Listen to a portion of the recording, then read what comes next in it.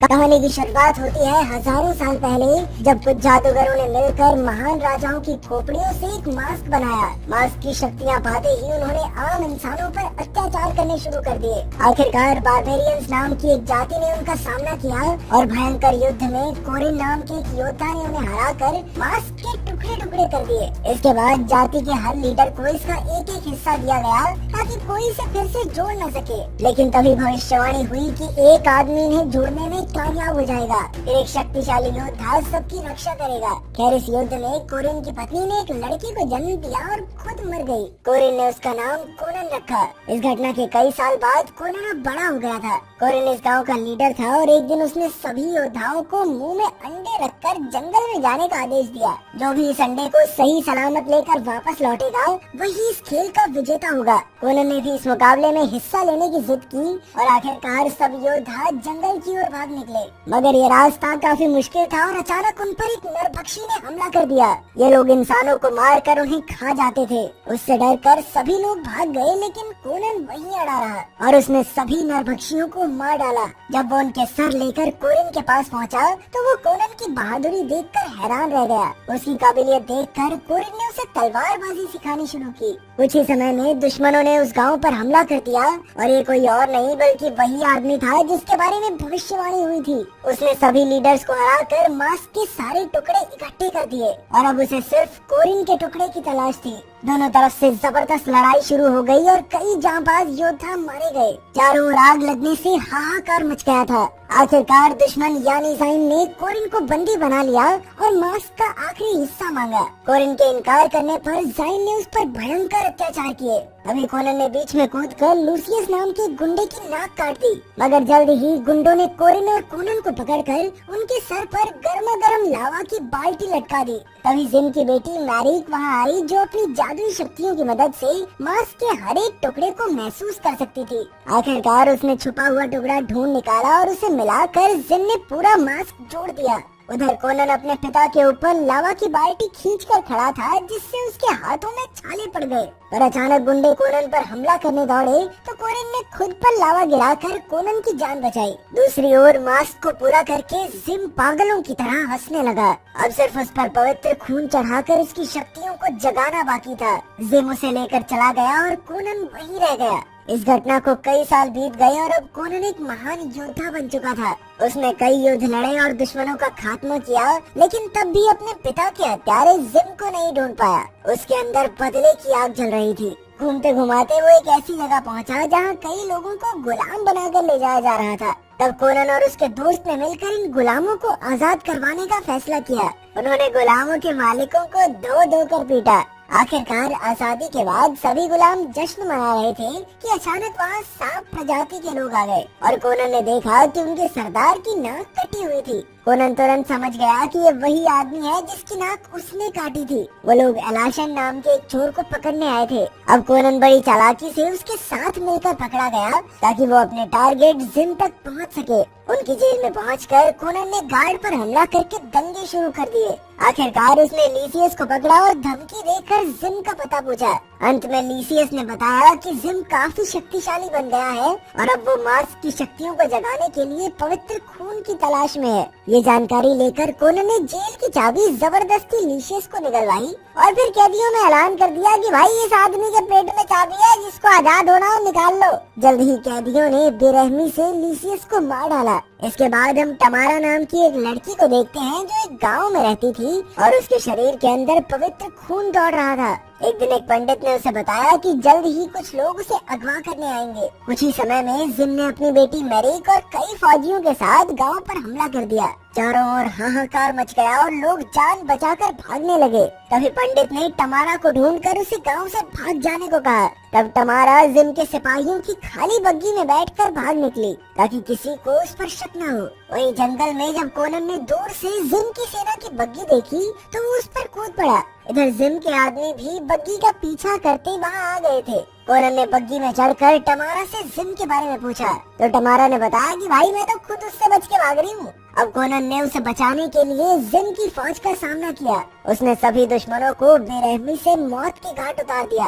उसकी ताकत और बहादुरी देखकर रेमो नाम के सेनापति के तो पसीने छूट गए। तब कोनन ने उसे जिम को संदेश देने को कहा कि लड़की मेरे पास है और अगर वो चाहिए तो आकर कोनन से मिले। उधर गांव में मरीक एक एक करके लड़कियों को मारकर उनका खून पीकर देख रही थी कि क्या वो पवित्र है या नहीं, लेकिन उनमें से कोई भी पवित्र नहीं निकली। तभी एक सिपाही ने जिम को बताया कि रेमो एक लड़की के पीछे जंगल में गया है। तो जिम समझ गया कि यही वो लड़की है जिसकी उन्हें तलाश थी। उधर जंगल में कोनन भी ये बात समझ गया था कि ये सब टमारा के पीछे क्यों पड़े हैं, इसीलिए वो उसे अपने साथ लेकर अपने गांव की ओर चल पड़ा। जब रात हुई तो कोनन ने टमारा को रस्सियों से बांध दिया ताकि वो भाग न सके, क्योंकि वही जिम तक पहुंचने का उसका एकमात्र जरिया थी। जब सुबह हुई तो रेमो वहां आ गया और उसने टमारा के बदले कोनन को ढेर सारे पैसे देने का लालच दिया, मगर कोनन ने उसे बंदी बना लिया और अपने घोड़े से बांधकर जाइम के पते की ओर चलने लगा। वहां पहुंचकर कोनन ने रेमो के मुंह में कपड़ा ठूसा और उसे इतनी जोर से फेंका कि वो सीधा जाइम के अड्डे में जा गिरा। वहां मैरिक ने उसके मुंह से कपड़ा निकाला जिस पर लिखा था कि कोनन जाइम से मिलना चाहता है।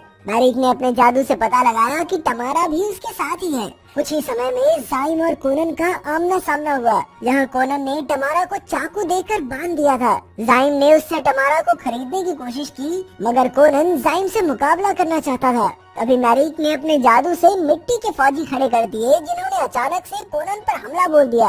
उनसे लड़ना कोनन के लिए बेहद मुश्किल था, क्योंकि वो बार बार मिट्टी में मिल जाते थे। जल्द ही वो कोनन पर भारी पड़ने लगे, इसीलिए वो इधर उधर भागने लगा। फिर जब मिट्टी की फौज ने टमारा पर हमला किया तो वो भी चाकू से आजाद होकर भाग निकली। आखिरकार कोनन ने काफी ऊंचाई पर जाकर उन फौजियों को गिराया और वो मिट्टी में मिल गए। फिर कोनन ने अपनी तलवार उठाई और टमारा की जान भी बचा ली। इसके बाद जिम अपनी तलवार लेकर उसका मुकाबला करने आया। जब कोनन ने उसे बताया कि वो वही लड़का है जिसके पिता से जिम ने मास्क का आखिरी हिस्सा लिया था, तो अचानक मारिक ने अपने जादू से एक जहरीला हथियार उसकी ओर फेंक दिया। उसके वार से कोनन काफी कमजोर पड़ गया और जिम उसे पटक पटक कर फेंकने लगा।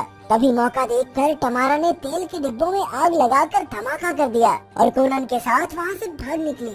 जल्द ही वो दोनों समुद्र में कूद गए, जहां कोनन का दोस्त आर्टस अपना जहाज लेकर आ गया और उन्हें बचा लिया। पर जल्द ही जाइम की सेना ने उनके जहाज पर भी हमला बोल दिया। अब आर्टस और कोनन ने मिलकर बड़ी बहादुरी से उनका सामना किया। उनसे निपटकर कोनन ने आर्टस को जिम के राज्य की ओर जहाज मोड़ने को कहा और इस बार उसने अकेले ही जाकर उसका खात्मा करने का फैसला किया।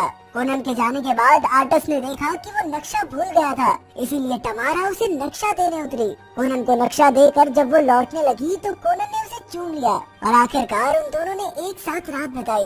जब कोनन सो गया तो टमारा वापस जहाज की ओर चल पड़ी और अचानक मैरिक और उसके आदमियों ने उसे अगवा कर लिया। जब तक कोनन की आँख खुली तब तक वो बहुत दूर जा चुके थे। उधर मैरिक टमारा को लेकर जिम के महल पहुंची और उसका खून चूसते ही ये साबित हो गया कि टमारा ही बार्बेरियंस की असली वारिस थी। इधर कोनन अपने पुराने दोस्त एलेसान से मदद मांगने गया, जिसे उसने लूसियस के चंगुल से बचाया था। एलेसान राजी हो गया और वो दोनों जाइम के महल में खुफिया रास्ते से घुस गए। वहाँ एक खुफिया सुरंग थी जिसका ताला एलेशान ने अपनी खास चाबी से तोड़ डाला। गुफा में काफी पानी भरा हुआ था और अचानक एक जानलेवा सांप ने एलेशान को जकड़कर नीचे खींच लिया। तब कोनन ने उस सांप को काट कर उसकी जान बचाई।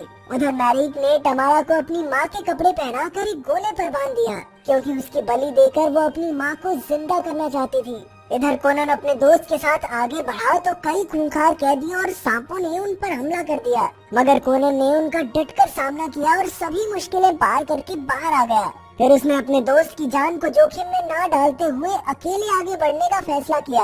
उसने देखा कि टमारा को एक खास गुफा में ले जाया जा रहा था। वहाँ पहुँचने तक कोनन को रात हो गई और तब तक जाइम ने टमारा का खून निकालकर मास्क पर चढ़ा दिया था। अचानक मास्क जादू से हिलने लगा और उसे अपने चेहरे पर लगाकर जाइम को जादुई मंत्र बोलने लगा, जिससे उसकी पत्नी जिंदा हो जाए। पर अचानक कोनन ने उस पर हमला कर दिया और तभी धरती जोर जोर से हिलने लगी। इससे टमारा अपने गोले के साथ ही एक गहरी खाई में जा गिरी। तभी कोनन भी उसे बचाने के लिए कूदा, लेकिन जाइम भी वहाँ आ गया और उन दोनों के बीच भयंकर लड़ाई शुरू हो गई। उनकी लड़ाई से गोला उल्टा होने लगा और वो दोनों ही टमारा की जंजीरें पकड़कर लटक गए। इसी मौके पर कोनन ने टमारा को आजाद कर दिया।